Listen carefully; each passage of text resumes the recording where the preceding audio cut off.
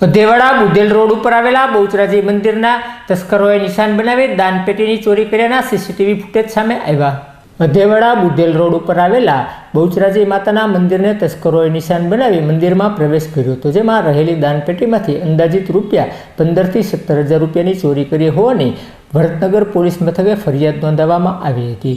પોલીસે CCTV footage મેળવી આરોપીને ઝડપી લેવા ચક્રો ગતિમાન કર્યા હતા।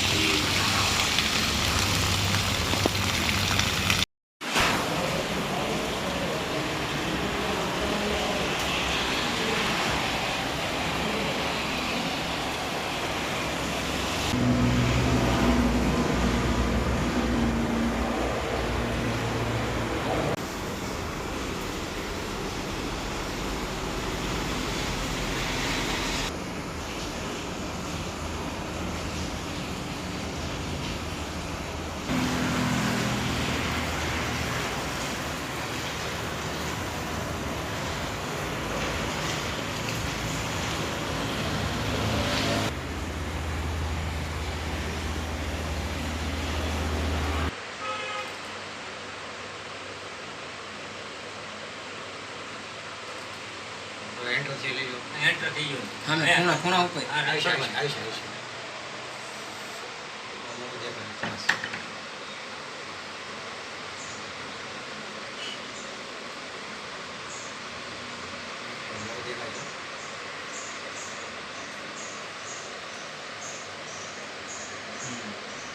वीडियो